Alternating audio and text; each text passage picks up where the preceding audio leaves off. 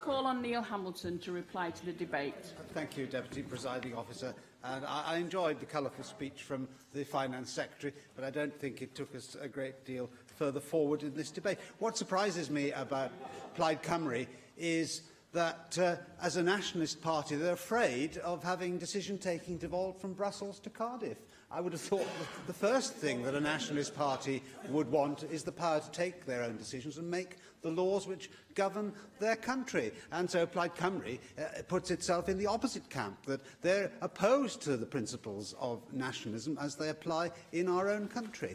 And I personally am not afraid of having the responsibility that goes with the devolution of power in this respect, because, generally speaking, decisions are better made at a local level than further up, especially if they're made further up by unelected technocrats, which was not put into the motion as a term of abuse at all, but merely a statement of fact. The Commission of the European Union is appointed, and the decision-making processes in the European Union are obscure. I've been a member of the Council of Ministers. I was the Internal Market Minister in Department of Trade and Industry 25 years ago. I've seen the way the processes work. They're very far from being democratic, and they're very, very difficult to influence. So I think that, as a consequence of being able to take decisions at a local level, democracy is enhanced, and people will not feel so alienated from the political system. I thank all those who have taken part in the debate,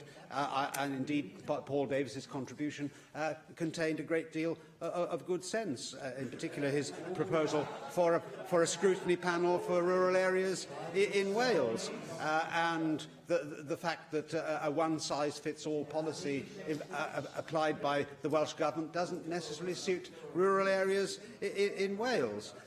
I know Eluned Morgan goes around carrying that sign saying the end of the world is nigh, and her contribution today was no different from usual, talking about the desertification of mid-Wales as a result of leaving the EU. She keeps talking about falling off a cliff. Actually, the worst we can do is fall off a curb, because only 7% of our GDP is accounted for by trade with the EU. But, of course, I don't believe that there's any reason for that to fall subsequently. Yes, there will be difficulties in the process of negotiation, and there are uncertainties in the future. But I personally believe in our people, in the enterprise of this country, and our capacity to make our way in the world, as we always have done, by our own efforts and our own ingenuity.